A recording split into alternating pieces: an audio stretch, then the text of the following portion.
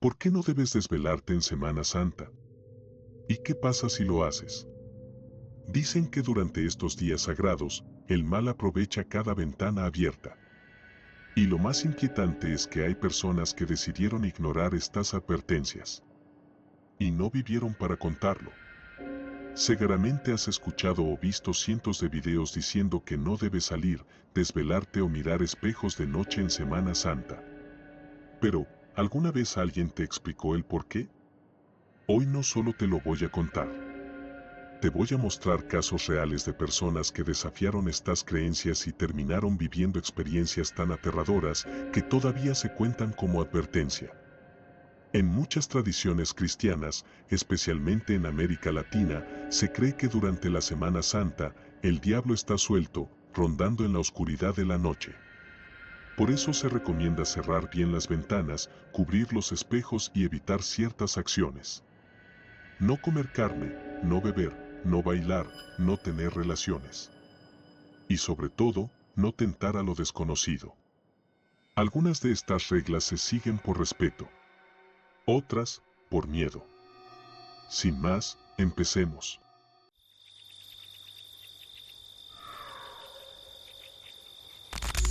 Esto ocurrió hace más de 20 años en un pueblo muy pequeño de Oaxaca, durante la Semana Santa. La historia fue contada por don Rafael, quien entonces tenía apenas 14 años, y vivía con sus abuelos en una casa sencilla, rodeada de milpas y caminos de tierra. En ese pueblo, nadie se desvelaba durante Semana Santa. Era una regla no escrita, pero todos la respetaban. Decían que, después de las 12, el mal caminaba por los caminos polvorientos y no debía ser visto. Esa noche en particular, era Viernes Santo. Los abuelos de Rafael ya dormían. Él, en cambio, decidió quedarse despierto. Había conseguido una radio de baterías y se puso a escuchar música con los audífonos escondido bajo las cobijas. Las horas pasaron. 1 de la mañana. 1:30. Y de pronto, sin previo aviso, la radio dejó de sonar. No se escuchó interferencia. Simplemente se apagó. Rafael se quitó los audífonos y, en el más profundo silencio, escuchó un silbido muy lejano. Primero pensó que era el viento, pero se dio cuenta de que no. Era un silbido humano. Largo. Melódico. Repetitivo. El corazón le empezó a latir más rápido. Se levantó de la cama y fue hacia la ventana. Afuera, el cielo estaba cubierto, sin luna. Pero a lo lejos, por el camino que pasaba junto a la milpa, había alguien parado. Inmóvil. Como esperándolo. Rafael se frotó los ojos. No podía distinguir el rostro, pero sí podía ver claramente que la figura vestía de negro. Y silbaba. Cada vez más fuerte. Cada vez más cerca. Trató de despertar a sus abuelos, pero no reaccionaban. No se movían. No respondían. El ambiente dentro de la casa se volvió denso, como si algo lo envolviera. Como si el aire no circulara. Y entonces, el silbido dejó de escucharse afuera y comenzó a sonar dentro de la casa. Desde la cocina. Luego en el pasillo. Luego justo detrás de su puerta. Rafael se tapó con la sábana, empezó a rezar el Padre Nuestro como lo hacía su abuela. Pero no podía concentrarse. El miedo le temblaba en los huesos. Pasaron minutos, tal vez horas. Hasta que finalmente, sin darse cuenta, se desmayó. Cuando despertó, ya era de día. Sus abuelos estaban bien. La casa estaba en orden. Pero las huellas de pies descalzos marcaban la entrada, cruzaban la sala y se detenían justo frente a su puerta. Nunca volvió a desvelarse en Semana Santa. Y hasta el día de hoy, cada año, cuando llega el Viernes Santo, don Rafael se duerme antes de las 10 y no importa qué pase, no se atreve a salir ni mirar por la ventana después de la medianoche. Porque, como dicen en su pueblo, el que escucha el silbido, ya fue visto.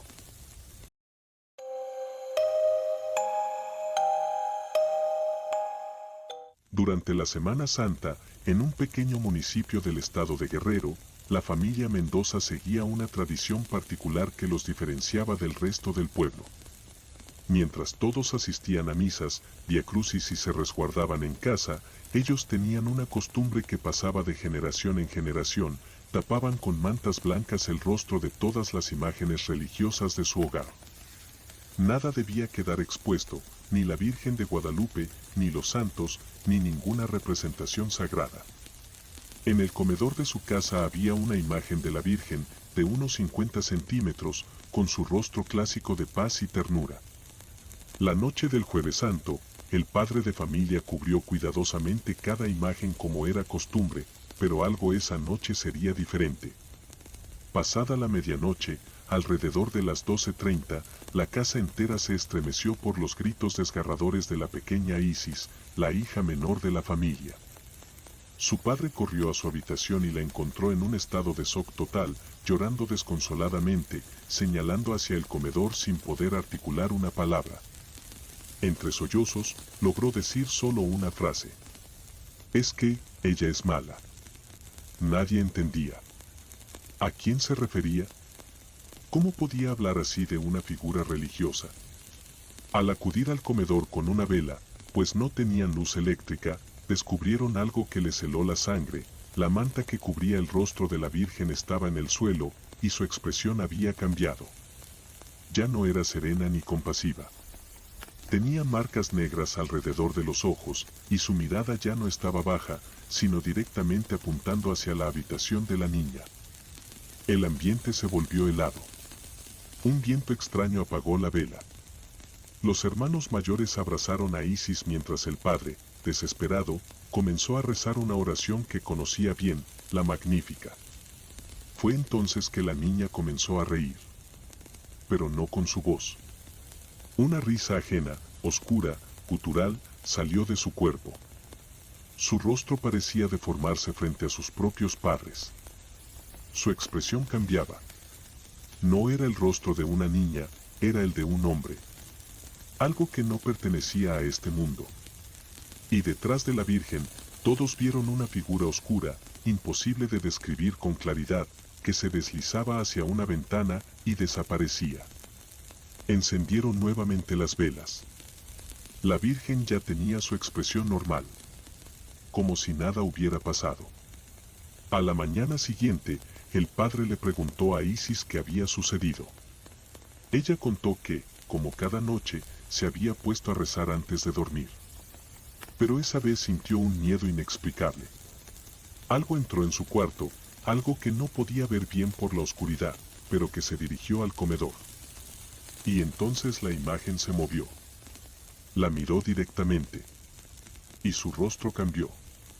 El hermano que relató esta historia asegura que pasaron muchos años desde aquella noche, y aunque muchos no le creen, él, hasta hoy, sigue guardando la tradición. Tapando todas las imágenes religiosas de su casa en Semana Santa.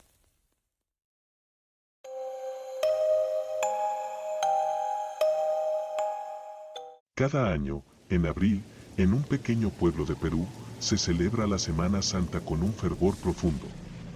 Las calles se silencian, los fieles cumplen con cada rito y los hogares se llenan de incienso, oraciones y recogimiento. Pero entre todas las tradiciones, hay una leyenda que se transmite en voz baja. Una que solo cuentan los mayores, como mi madre y mi abuela, que en paz descanse. Le llaman el Cristo viviente. Y esta historia, aunque parezca una leyenda más, le sucedió realmente a mi madre, una noche de domingo de resurrección en 1983. Aquella Semana Santa, el ambiente en el pueblo era extraño. No era miedo común, era algo más. Un sentimiento colectivo de intranquilidad, como si algo invisible estuviera presente, observando. La gente lo comentaba en el mercado, en las tiendas, en las casas y sobre todo en las iglesias. Mi madre recuerda que era como si la fe estuviera siendo puesta a prueba.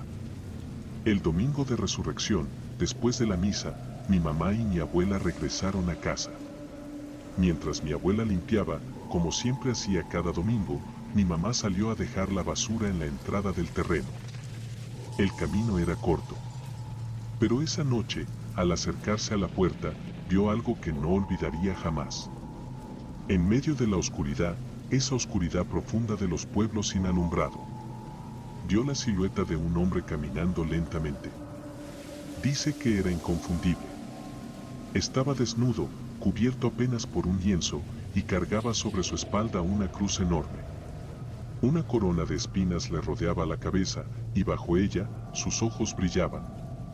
Pero no con paz, sino con algo más profundo, más oscuro. Mi madre ahogó un grito. Corrió, cerró la puerta de madera con fuerza y asustó a mi abuela, quien le preguntó qué había pasado. Cuando se lo contó, mi abuela no se sorprendió. Solo asintió con la cabeza y siguió limpiando.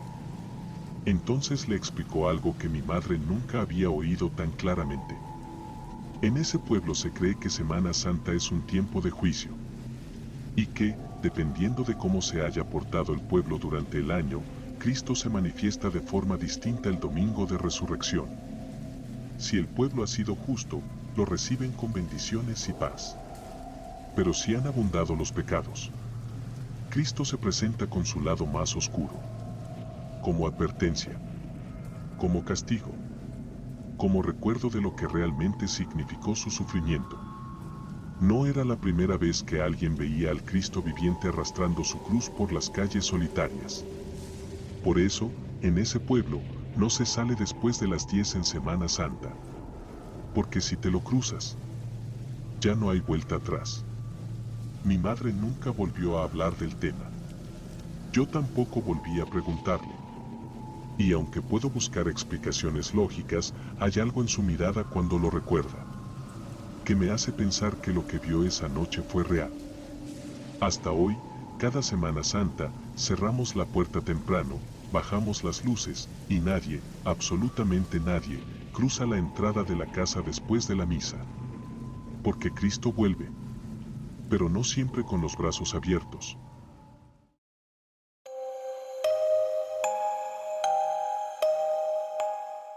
Esta historia sucedió en un pequeño pueblo de Perú, en la región de Arequipa, llamado Huancarqui, un lugar rodeado de cerros, caminos empedrados y costumbres que se respetan con devoción, sobre todo durante la Semana Santa. Era sábado de gloria, y como suele pasar en muchos lugares, los jóvenes del pueblo organizaron una pequeña salida nocturna. Aunque los mayores siempre repetían la advertencia: no salgan de noche en Semana Santa, porque se cruzan cosas que no deberían estar en este mundo. Jazmín, una joven de 17 años, no le dio importancia.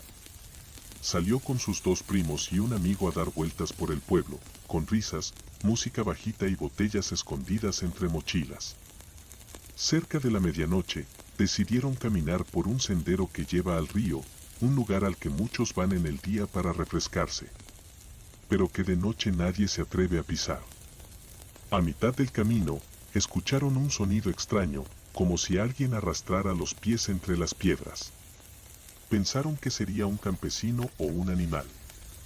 Pero cuando levantaron la linterna de sus celulares, la vieron. Una mujer, vestida de blanco, parada a pocos metros del agua. Tenía el cabello largo, completamente mojado, cubriéndole el rostro. Estaba descalza. Y no se movía. «Señora, ¿está bien?», le preguntó uno de los primos. Ella no respondió. Entonces Jazmín se dio cuenta de algo. No estaba parada. Estaba flotando. A unos centímetros del suelo. Y no tenía sombra. Uno de los chicos quiso acercarse, pero en ese momento, la mujer levantó lentamente la cabeza. Y sus ojos no estaban allí. Solo 2 cuencas negras que no parecían tener fondo. Gritaron. Corrieron como nunca. Pero a Jazmín la alcanzó una ráfaga de aire helado, que la empujó y la hizo caer. Cuando los demás regresaron por ella, estaba en el suelo, temblando, sin poder hablar. Solo repetía: no tenía ojos, no tenía ojos. Esa noche la pasaron rezando. El abuelo de Jazmín quemó incienso, esparció sal y colocó ramas de ruda en las puertas. Días después, un anciano del pueblo les dijo algo que les erizó la piel. Esa mujer que vieron es conocida como la Dama del Río. Solo aparece en Semana Santa y no siempre deja volver. Desde entonces, Jazmín no ha vuelto a salir por la noche en estas fechas. Y cada año, cuando llega la Semana Santa, la puerta de su casa permanece cerrada desde que cae el sol. La Semana Santa es un tiempo sagrado para muchos. Un momento de silencio, fe y también de advertencia. Estas historias, ya sean leyendas o vivencias reales, nos recuerdan que no todo lo que sucede en estas fechas puede explicarse con lógica. Algunos lo llaman tradición. Otros, superstición. Pero lo cierto es que quienes han vivido algo así, ya no vuelven a tomar la Semana Santa a la ligera. ¿Y tú? ¿Te atreverías a salir en la madrugada?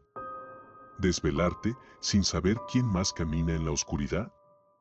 Déjame en los comentarios cuál de estas historias te impactó más, o si tú o tu familia tienen alguna experiencia parecida. Si te gustan los relatos reales con un toque oscuro, suscríbete y activa la campanita, porque muy pronto vienen más historias que te harán mirar diferente lo cotidiano. Y tal vez, recordar lo que no se debe hacer. Nos vemos en el próximo video.